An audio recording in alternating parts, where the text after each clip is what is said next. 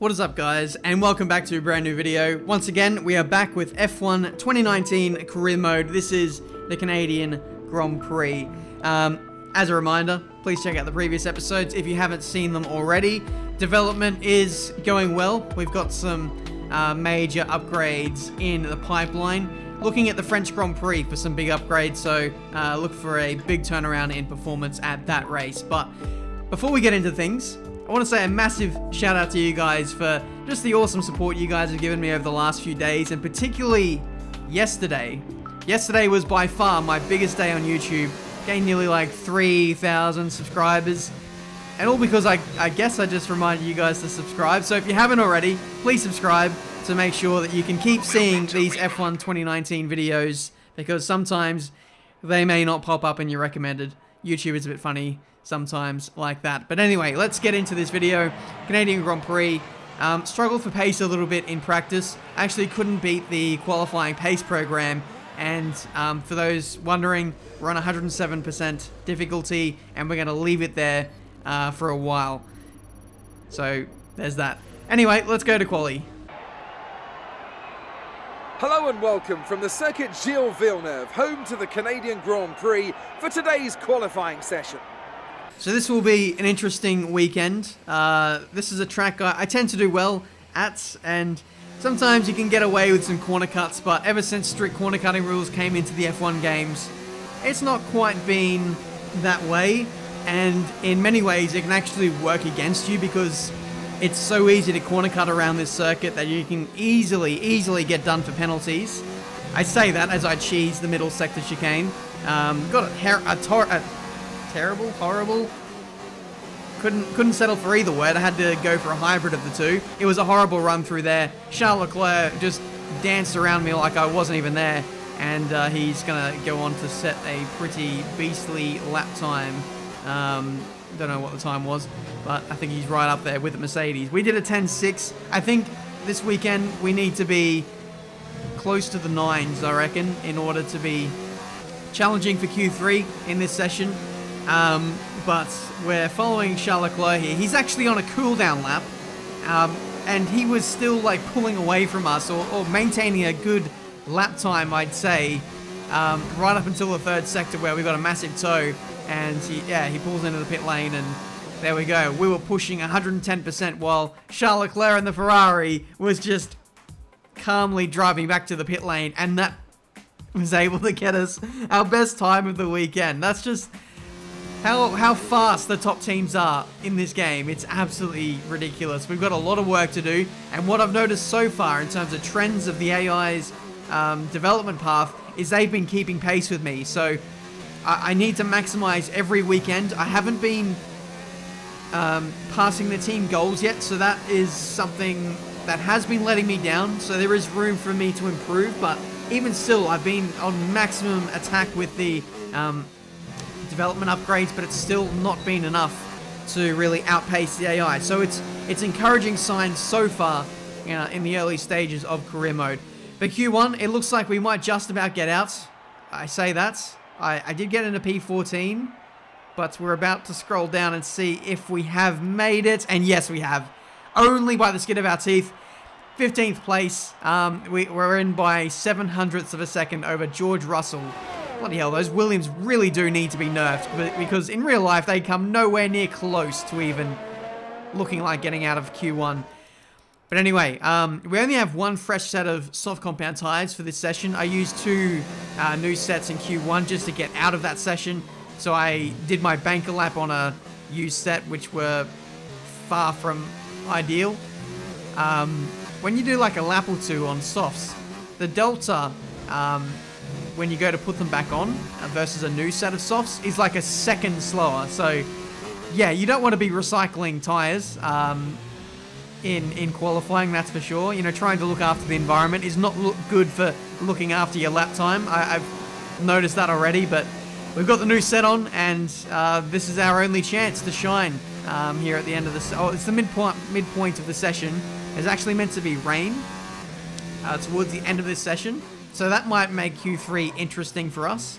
But so far, we're looking pretty good. 1.2 seconds up on our absolutely trash time, so that'll give us a low 10 which will put us right on the bubble of getting into Q3 and really attacking the final chicane, and then some, as we lose half of our front wing on the Wall of Champions, and we go into the top 10, P6. Really laying it all on the line there through the final chicane, hitting the barrier on the exit. There's just a lot of understeer in this car. Well, a lot of understeer on F1 2019. You can't, you don't have as much downforce as what you did last year. That's just a given. And with the removal of ballast, it makes it quite hard to rotate the car and have quick responsiveness with the front end. And that's the consequence. So we're into Q3 at the moment with a 109.8. So by far my best time of the weekend. I don't know if I'll be able to replicate that in Q3 at all, but I'll do my best. We're fast forwarding to the end of the session. There's no chance for us left to do anything, and we are out of qualifying. Everyone improved right at the death of the session. Looks like it didn't rain towards the end, so that kind of screwed me over a little bit. But regardless, I don't know if I would have had the pace anyway to get into the 10. Scary. Great work out there today. Let's have your thoughts. Your qualifying pace didn't put you at the front of the grid. Will this be a problem tomorrow? I don't think so. We will have fresh tyres for the race, so that's definitely going to count for something. You left some body work out there on the track. Were you struggling for grip? Not struggling for grip, but I was certainly pushing. Appreciate your time. Bad luck in qualifying. That's not exactly ideal. But there's no points for Saturday. Keep a cool head and make up for it in the race. We're back once again beside the St. Lawrence River here in Montreal for the Canadian Grand Prix. The event first moved to a variant of this track back in 1978. It was won by none other than Gilles Villeneuve, the first Canadian to ever win his home race, and in whose honour the circuit would be renamed. We're not starting where we wanted. We'll need to fight our way up the grid today. And judging by what's happening on my screen, I'll need to fight to see where I'm actually going in this race, but a quick restart of my PC later, and the issue has been fixed. I honestly don't know what that was, but it meant I didn't really show much of the intro sequence, unfortunately. But here we are, ready for the start of the Canadian Grand Prix. 5 red lights, and away we go for the 7th race of this season. And we're racing car number 7 as we head into turn 1. How's that for a happy coincidence? We managed to get past Raikkonen, P12. I can't believe how good of a lap we got in Q2, but it only resulted in P13 on 107% difficulty. And I had a proper setup as well. That is absolutely ridiculous. This will be a tough season. Up the inside of I don't know how many cars into the middle sector. I think that was 3. We're side by side with Grosjean, Stroll, and Perez.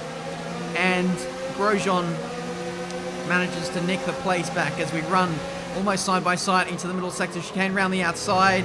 He didn't really force the issue too much. He gave up that position quite easily. But he got a nice exit. He's coming back at us now into the hairpin. Side by side, I've run in very deep. I think he might cut me back here. Will he? No. Perez has actually got him. So, Grosjean being surprisingly passive in the opening sequences of this race.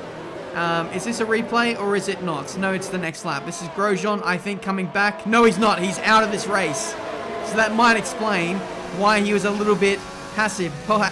Yeah, there was obviously something wrong with the car. Maybe he figured it out at the early stages of the first lap. But anyway, we've got Force India, Racing Point, up our inside, and Perez is through. Literally, Sergio Perez is the bane of my life in Season 1 of this career mode. Wherever I am on circuit, no matter how good or how badly I do in qualifying or at the start of the race, he is always there and in the way. Spain was a horrible weekend for us. Pace was nowhere. I feel like the pace is good here, but still, again, we find ourselves fighting the Pink Panthers, the Pink Pelicans of Racing Point. We're approaching the pit window. So, We'll be on mediums. what do we do from here? Obviously, this is, again, a frustrating situation where we're better in the corners. Sergio has an annoyingly fast car in a straight line, and we kind of just have to run to his pace. But thankfully, this is more of a power track than what Spain is, and you know, he can a little bit a little bit more naturally stay in front of me. So I'm going to use this time to kind of stick behind him, save fuel. I'll see what his pace is like, and I'll try not to attack him. You can see just how slow he is in the corners. So just trying to be patient. He's rolling up into the back of Ricciardo, but as soon as Perez, slows down a little bit, or his tires, go off, that's, I think, when we're going to strike. So we'll just play the waiting game at the moment, and we'll see how the pace unfolds in this race. But Sergio takes that out of our hands, and he's into the pits for the undercut. So if he's doing the same strategy as me, he'll be doing softs, the yellow compound mediums, to the end of the race twice. And yeah, he'll get the undercut. So I'd imagine that he's going to emerge in front of us. But Canada is a weird circuit. In real life, at least, it's been a place where you can actually do the overcut sometimes. So let's see if we can perfect that on the Force India driver and our teammates. Nice stop there by Renault, which is a lovely change, and we're out again into the fast lane. There goes Stroll, there goes Albon, Giovinazzi. These guys haven't stopped yet, but Perez has, and he's right there. So we've literally lost nothing by doing the overcut. So that's an interesting development. If we can just keep our tyres in check going into the next round of pit stops, I think we might be able to jump him. We'll see. 11 laps into this Canadian Grand Prix. It seems like it's gone by like a flash. We were very aggressive on that first lap, and now we're fighting away to get some fringe points, I believe. Some people are, sticking it out long on their not hards or their medium compound tyres. Meanwhile, we're going around the outside of Sergio here. Looks like his pace isn't quite as good on the mediums, and we take full advantage into P11. Next up is our teammate, who's getting held up behind a Williams and a Haas, I believe. But here comes Sergio again. Leave me alone, man. Can we just work together for once in a race? Let's not fight each other. Let's work together to try and catch the cars ahead, please. I don't know. On one hand, it's really annoying finding Sergio that much, but by the same token, I really have, in some small way, quite enjoyed the battles that we've had. And here he comes again, up the inside, into the hairpin. He's trying to get the Williams as well in one go. That didn't work out for him. Bad exit, and we get him back. Let's see if we can get Russell. We will have DRS, and we're the first in line to have a go at him. Sergio, don't you try anything too suspicious, or I will literally rage. Okay, we're fine. I think Russell actually pitted there, so we managed to hold on. This is the infamous circuit where Sergio and I think Felipe Massa had a massive coming together on either the penultimate or the last lap of the Canadian Grand Prix in like 2014. The way things are going between us at the moment, it could easily end that way. Sergio's up the inside into the final chicane. I had to back out of that one because, yeah, he was right there. That would have been an airplane crash once again if we turned in on him. And he gets the place back. So here he goes, up the inside. Sergio, very daring in these early stages of the race. We had to skip the chicane. And one, we didn't get done for corner cutting. And two, Sergio gets the place back anyway. So it's pretty much as you were in this Canadian Grand Prix. This is turning into a fabulous race, isn't it? The battle between Renault and Racing Point is absolutely awesome. We actually didn't go fully around that bollard thing that you need to do in real life, but Cody's have given us the get out of jail free card. So it's actually nice to see that actually works. That system of it kind of works, but not in the way that it was intended to. I had to go around the bollard. But it is nice to see that if you do miss the chicane, you can kind of mitigate that by taking the suggested path around, the slowest path around. That's really cool. I've never tried that before, but it's nice to see that the system kind of works. We're halfway into this race already. Absolute madness. This race really has just flown by for me. Speaking of flying by, there goes Sergio on Lucas Weber. I'm going to call him Weber from now on. All the Germans now are getting angry at me. It is Weber. I did have it right initially. So, yeah, that's the terminology we're going to stick for the rest of this career mode up the inside. I'm not sure what Weber's deal is there. I think he's on used soft compound tyres that are nearing the end of their life. But meanwhile, we've got the leaders in. We've got Vettel, Verstappen and Hamilton all in. Bottas and Leclerc were right in the battle as well. So there was literally like a 5-way fight for the lead of the Canadian Grand Prix. It's absolutely insane up there, but my battle in the midfield has been one that I haven't really... hang on a second, around the outside.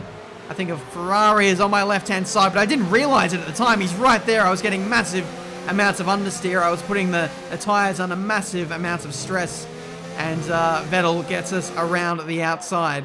So this was a surprise attack. I got the move done on the Force India, and then Vettel just completely caught me by surprise. And like I said, I was leaning on the tyres too much. They're getting towards the end of their stint now, and yeah, it was just unintentional contact there between myself and Vettel. Here's Hamilton. He has the unlucky job of trying to get around the slower traffic. So good luck to him on that one. He gets past Sergio. I'm not going to make life too difficult for him here. And we just turn the engine down and we let him go past. Now Sergio is in the pits, so too is my teammate. So this is the lap where we need to push.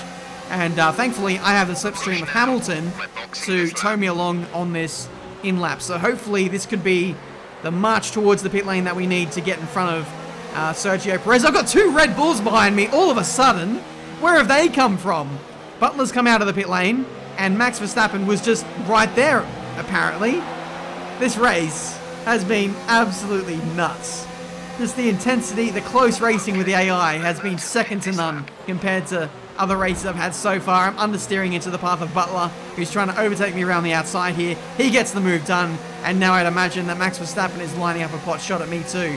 But anyway, we are going to be pitting in this lap. We can take you this lap. And just taking ourselves out of the battle. But that is exactly not what I needed when I'm trying to put in a fast lap to overcut the racing point. Oh, I need a breath. I am out of breath. This race has been absolutely chaotic. Just completely boxed in by the front runners there. That is not a battle I thought I would be getting myself into as we rejoin on the circuit just in front of Weber, but a few seconds behind Perez. So that battling with the front runners really did cost me there, unfortunately. And we've got a lot of work to do in the final 11 laps in this Canadian Grand Prix to get back in front of our lifetime rival here of Sergio Perez. Meanwhile, in Daniel Ricciardo land, he's had a pretty calm race, but things are about to get a little bit more hectic for him as he overtook Kimi Räikkönen on that lap, and now we see Sergio looking to make the same move as well. We ride on board with Kimi Räikkönen, who goes for a massive lunge into the final chicane. It has not gone at all well for him, and these two are going to lose places to me and Weber as well. I think Räikkönen is trying to abort that and go back to the pit lane, so maybe it wasn't a dive from Räikkönen. He was just trying to get to the pit lane, but he tried to do it from the wrong side of the circuit, and now he's just getting lost. Brazil 2012 style, he's blocking the pit lane. So if anyone wants to come in now, they would be causing a monumental crash. Thankfully the Toro Rossos abort that. Kimi, what are you doing? He finally gets into the pit lane, and we can end this madness. Here's the replay from me. I couldn't believe my luck when I saw those two getting tangled up with each other. 2 free places, I'm into P8, and that is my race. Over and out for this Canadian Grand Prix. Now I can relax. It's been a chaotic race. Valtteri Bottas somehow wins this one. I think Vettel, Verstappen and Hamilton all got tangled up with each other and battling. Valtteri stopped on a different lap, had a clear run into the pit lane, and I think he won the race that way. It was absolute madness up and down the field for this race. And somehow we're going to come away with 8th place. This is somehow the most normal result I've had this season, but by no means has it been a normal race. It's been absolutely chaotic, and quite honestly, I'm just glad that it's going to be over. 8th place, 6 points, not a bad day. Okay, we're all a bit gutted with that result, but let's work hard and we'll get it together for the next race. The Mercedes team pulled out a fantastic performance today. They should be proud. So after a magnificent race, we can now see the drivers making their way to the podium. Once again, it's the Silver Arrows who take top spot, a well-earned victory for Mercedes. So this seems a little bit odd, seeing Mercedes win. I feel like Ferrari have been taking the spoils lately in career mode. So it's good to see, well, it's good in a way to see Mercedes fighting back, even though we're more than used to it in real life. Valtteri gets the win. Our championship leader, Charles Leclerc, not sure what happened with him. He's 20 seconds off the lead. Not a good day for him, so he'll be losing out quite big time in the championship standings. Ricciardo, 8 seconds in front of me. I actually got a time penalty for corner cutting towards the end of the race. I just took too many liberties with the track limits, and Ricciardo gains a couple of points on us. But it's good to see that Ricciardo actually made it to the end of this race today. Finally, he gets a race where he isn't screwed over by strategy or reliability, and he's able to show what he's truly capable of. Renault locking down P4 in the constructors, so the aim now is just to maintain it. Amazing performance out there. I'm sure you're pretty happy with that. You really cut your way through the field today. What was your strategy? I don't think I had a strategy. I think it was just full send right from the outset. You had a close battle today, didn't you? Did we have a close battle? I want to say he's been a thorn in my side, but I don't think he'll take that too well. You had a bit of a rivalry going on, but it looks like he bested you. If it was IRL, I'd say I'd be throwing a bit of banter around, but the game certainly won't accept any banter. Wow. Do you think you were lucky not to end your race with that crash?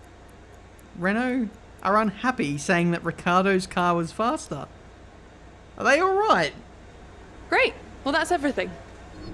I was giving him credit. I was giving that side of the garage credit, saying that his car was faster, he was faster, but Renault clearly not happy with that. Okay. Very touchy today.